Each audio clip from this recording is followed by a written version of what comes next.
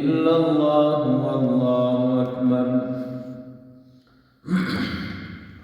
वला हौला वला कुव्वता इल्ला बिल्लाहिल अलिय्यिल अज़ीम। अल्लाहुम्मा सल्लि अला सय्यिदिना व मौलाना मुहम्मदिन व बारिक व सल्लिम व सल्लि अलैहि। अल्लाहुम्मा सल्लि अला मुहम्मदिन व अला आलि मुहम्मदिन कमा सल्लैता अला इब्राहीम व अला आलि इब्राहीम इन्नका हमीदुम मजीद। अऊज़ु बिल्लाहि मिनश शैतानिर रजीम। बिस्मिल्लाहिर रहमानिर रहीम। क़द अफ़्लह मन ज़क्काहा व क़द ख़ाब मन दस्साहा। सदक़ल्लाहु मौलानल अज़ीम व सदक़ रसूलुहुन नबियुल करीमुल अमीन। अल्लाहुम्मा सल्लि अला सय्यिदिना व मौलाना मुहम्मदिन व अला आलि सय्यिदिना व मौलाना व बारिक व सल्लिम व सल्लि अलैहि। हज़रत मलिक से मुबारक दामत बरकातुहुम व फ़ुयूज़ातुहुम अलैना व अलैकुम। द हुक्म और द इजाज़ी न बाद ज़मुंगा उस्ताद व बहस रवान दे द मकतूबात शरीफ दा अवलनई हिस्से द मकतूबात व मकातीब व इजमाल 232 मकातीबा दाग़े इजमाल तिरशा व नन 233 नंबर मकतूब। दा इमाम रब्बानी रहमहुल्लाह शेख फरीद बुखारी रहमहुल्लाह तरीक़ है।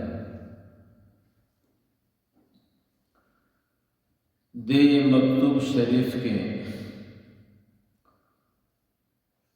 ढेर नसीहतुन इमाम रब्बानी रहमहुल्लाह पके बयान करी और खड़ी। अगर नसीहतुन न यौदान असल के ददी आयत तर्जमा दा सुम्मा औरसनल किताबल लज़ी नस्तफ़ैना मिन इबादिना। खुलासा दादा कि अल्लाह जल्ल जलालहू दिन खिदमत और दिन पोहा कागद ज़ाहिर सर ताल्लुक़ लरी और कद बातिन सर अर्चा तनवर के सुख च अल्लाह ताला तगरानी और महबूबी अगत अल्लाह ताला दा दुमरलवी खिदमत और नसीब दग आयत मुतअल्लिक़ उलमा शपग नुक्ती पागे के वाय सुम्मा औरसनल किताबल लज़ी नस्तफ़ैना मिन इबादिना। यवा नुक्ता पर मिन इबादिना के द्वेमा नुक्ता दे पसीग़े जमे के दा द्रिम नंबर नुक्ता पर इस्तफ़ैना के दा सलोरम नंबर सुम्मा औरसना के दा पिंजमम सुम्मा औरसना के। खुलासा दादा अल्लाह फरमाई सुम्मा औरसनल किताबल लज़ी नस्तफ़ैना मिन इबादिना। बिया मुवर्क प मीरास की دا عظیم کتاب قرآن کریم. قرآن کریم ہر آیت ظاہرم لري او باطنم لري. ظاہر کی علماء د شریعت او مجتہدین او مستنبطین و خواری کړي، باطن کی مشایخ و اهل سلوک علماء د باطن خواری کړي. چاته الله تعالی د قرآن کریم د ظاهر علم ورکی نو دا د آیت کې پرتا ده، او چاته الله تعالی د قرآن کریم او د دین باطن علوم ورکی د دې تعلق هم د دې آیت سره. الله فرمایي بیا مو په میراث کې ورکړه دغه کتاب هغه خلقو ته استفینا چې مونږ ورکړي او مونږ خوښ کړي من عبادنا زمونږ د بندګان. د یو ځای کې الله تعالی دریاب را جمع کړ، ثم اورثنا معلومیږي چې الله تعالی فرمایي د قرآن کریم او د دین علم دا تر اشخاص پورې نه دی متعلق. څومره علما چې تیر شوي دي نو د دین خدمت مو بیا نورو ته حواله کړي. که دا لاړ شي الله تعالی به نور دیندار خلق پیدا کړي، د دین خادمان به پیدا کړي. نو یو سړی چې د دین خدمت کوي دی به نه وایي چې دا زما کمال دی او ما د دین خدمت وکړه، دی به وایي خدای پاک جل جلاله را سره احسان وکړ چې ما ته د دین خدمت راکړ او زه د دین خادم وګرځولم. نو دی به د الله تعالی احسان مني. دے کمڑم شدا دا اللہ تعالیٰ دین دے بل با اللہ تعالیٰ را نو اورسنا کی ازالت دا عجبم دا چی زڑے روی سڑائم چی دا دین خدمت کو امدا سنا. دویم پا کے تحظیم پروت تے بے منتا. اللہ فرمائی کہ دا دین دا دینی عمد قدر دے انکم او په مقتضا د علم د عمل نکم. څنګه مې چې د نور خلقو نه اغستی دی او تاله مې درکم بیا به تا نه مواخلم او بل چاته به یې ورکړم. کوم ذات چې په ورکړه باندې قادر وي هغه ذات په اغستلو باندې قادر وي. دا عظیم منصب دی. دا پا علم ندا، دا پا عقل ندا، دا پا خیارتیا ندا، دا محض اللہ تعالیٰ پا فضل. نو کسو کم دا دی منصب قدرو نکی دا عزت پا نظر ورطو نگوری نو اللہ میں دا دی وظیفین او دا دی منصب نبی آگری نو پا اورسنا کی تحذیر پروت. دریم نمبر نقطہ پا کے دانا چی چاہتا اللہ تعالیٰ دا دین خدمت ورکی دا میراث او میراث اغا مال توائی چی 20 تڑی والی سڑی تا حاصل بے قسم سڑی تا حاصل. نو علم چی دے دیکھ دیر دخل دا اللہ تعالیٰ دا فضل ہے، دا اللہ تعالیٰ دا احسان دے. دا تردیر و خواری پوری هم ندا. خواری خو پکی ضروری دا خودیر خلق چه خواریو کی اغا مرتبی و مقام تا ونرسی ترسو چی دا اللہ تعالیٰ فضل ورسر شامل ہے. دا اللہ جل جلالو فضل چی ورسر راہ ہے دا خواری دا سی بدلیگی تب پا میراث کی ورطا اللہ تعالیٰ دا علم بے تعب و بے ستڑیوال اللہ نے منگا اتاسو جنت تبوزی دا جنت متعلق ہم اللہ تعالیٰ فرمائے تلک الجنت اللتی نورث من عبادنا اللہ وی دا جنت من میراث کی ورکو بندگان التا علماء دا نقطہ آئے چی جنت تا اللہ تعالیٰ میراث والی ہوئی وی سید مومنان دنیا کے ڈیر سختی تیرائی اور ڈیر تکلیفون تیرائی خو جنت داخلی دل دا مقصد اللہ پا فضل کی اگی کی چکم بیا درجات کی اگر پہ اعتبار دا عمل سرے مقصد دخول دا جنت دا پا فضل دا باری تعالیٰ بانی او یادا مانا جنتیان چی جنت تلار شی او دا جنت نعمتون او گوری دوی نباغا طول ستڑی والا یہ شی او دا سے فکر بکئی چی دا لوی نعمت راکا دا پا میراث کے اللہ تعالیٰ راکا زکے ورطا میراث ہوئے نو ثم اورثناکم دغا نکتا علم یقیناً زدکول گران کار دے او پدے کے محض دے کے دیر دخل دا اللہ تعالیٰ دا فضل او دا احسان او دا علم دا حصول نبان دا سڑی ٹول سڑی والے ختم شی دے دناغا ٹول سڑی والے او سختیر شی گویا چی بے تکلیف ورطا اللہ تعالیٰ دا علم ورطا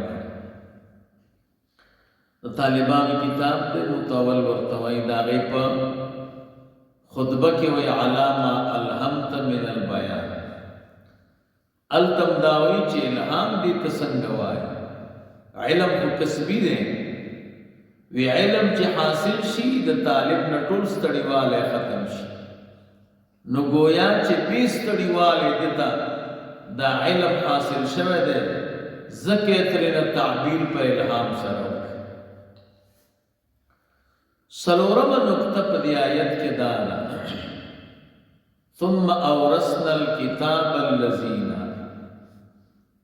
بیا مورکدا کتاب اورثنام صیغت جمع دا عبادنا استفینا دا دریوار صیغی دا جمع دی پا جمع کی او تعظیم پروت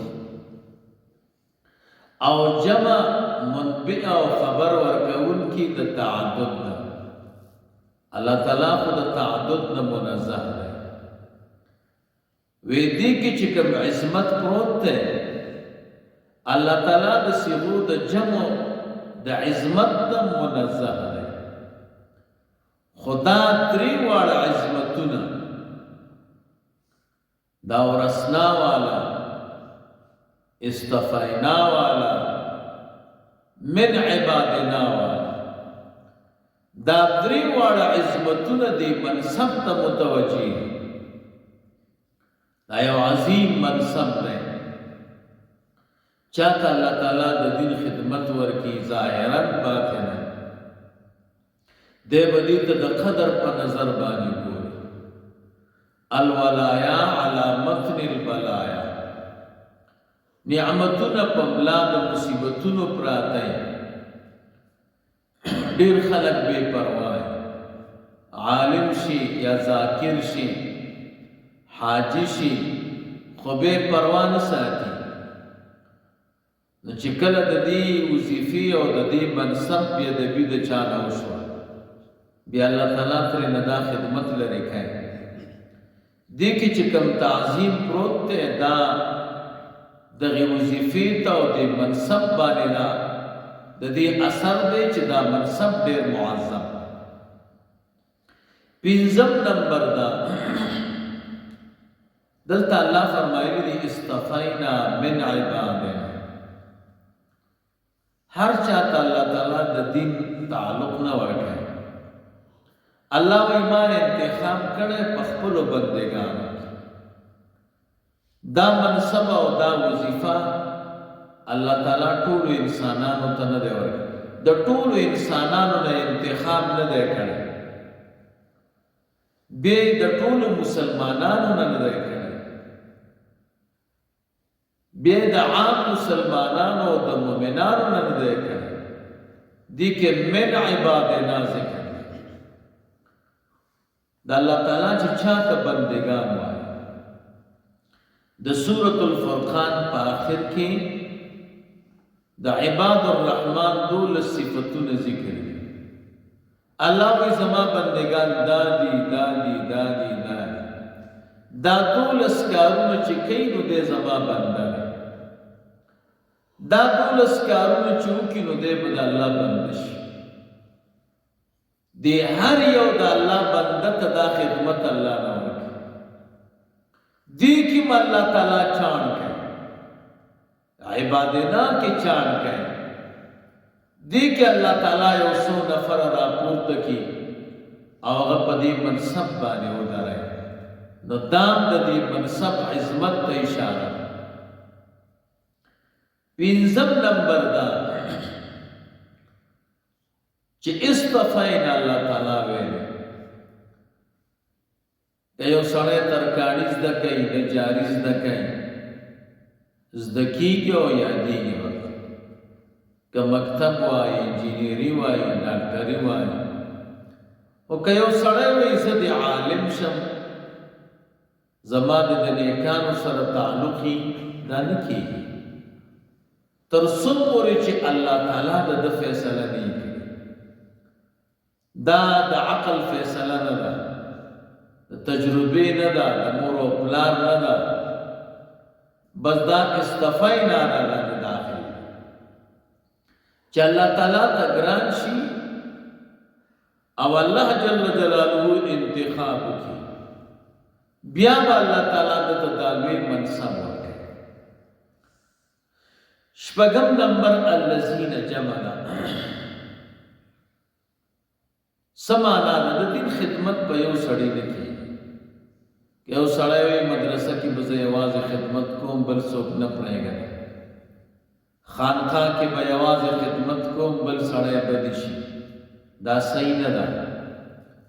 دین دا یو لوی قانون دی او یو وسیع وظیفه ده، دا د یو سړي نه دی کار، دې کې ډېر خلک په کار دي. څوک به د قرات په باب کې کار کوي، څوک به د احادیثو په باب کې، څوک به د فقه په باب کې، څوک به د تصوف او د سلوک په باب کې، څوک به د تصنیف په باب کې، څوک به د تقریر په باب کې. دا دین نه ښودل او نه خدمت د یو سړي کار نه دی، دې دپاره یو جماعت پکار دی.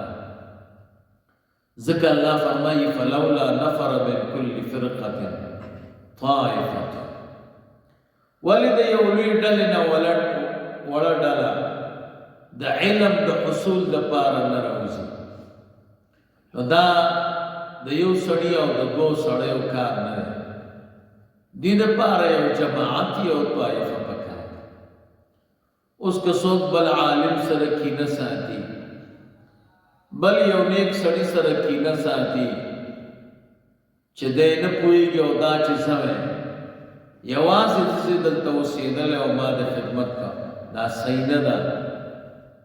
دا لوی قانون دی او لوی دین دی، دې دپاره یو جماعت پکار دی، دې دپاره یو ډله پکار.